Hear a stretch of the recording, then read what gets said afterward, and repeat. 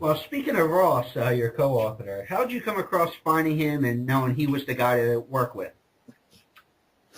It's funny because, I called ECW Press to see what steps I needed to take because me and my wife were just sitting around and I was just telling road stories and this and that. And she's like, you need to write a book.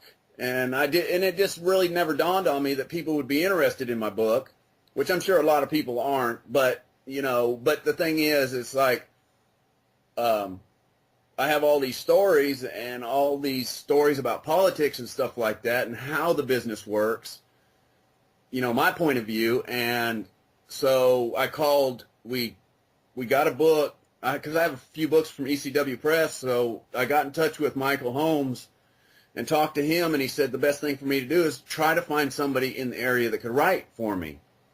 Because, of course, I'm not a writer. And so got to talking to one of my friends over in England, long story short, and he said, how about giving me a crack at it? He said, Ross Williams is a screenwriter. He writes for plays. He does journalism. He writes for magazines and such. And I thought, you know what? Sure, why not? So I got back in contact with Michael Holmes, and he said, tell you what, have him send us a little transcript of what he's going to write, a proposal, so to speak. And so Ross wrote up, and in fact, what he sent Michael Holmes was the very first story in there of Ross Williams wrestling me.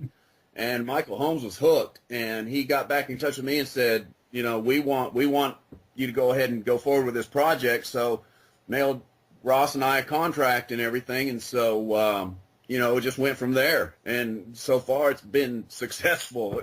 ECW Press is really happy with it, really, really happy.